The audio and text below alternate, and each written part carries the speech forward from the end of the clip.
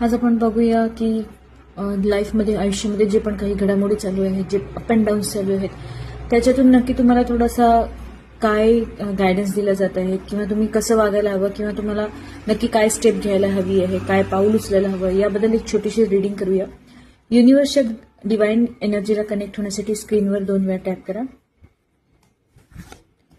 सगळ्यात पहिले तर आलेलं आहे की एक्सपिरियन्स, जो पण काही आयुष्यामध्ये एक्सपिरियन्स येऊन राहिलेला आहे त्याला फील करा, त्याला थोडंसं समजण्याचा प्रयत्न करा की हा एक्सपिरियन्स आपल्याला आयुष्यामध्ये का आलेला आहे, त्याचं नक्की कारण काय आहे, त्याच्यातून तुम्हाला काय शिकायला नवीन मिळून राहिले आहेत. थोडीशी मॅच्युरिटी आणायचं खूप जास्त गरज आहे. मॅच्युरिटीने थोडे कामं केले तर ते जास्त सेफ राहणार आहेत तुमच्यासाठी. देन हिलिंग, तुम्हाला हिलिंगची सुद्धा गरज आहे. जे पण काही प्रॉब्लेम्स आलेले आहेत, जे प्रॉब्लेम्स सुरू आहेत त्याच्यामधून थोडं बाहेर निघायचं असेल तर तुम्हाला हिलिंग सुद्धा स्वतःला करायची गरज आहे.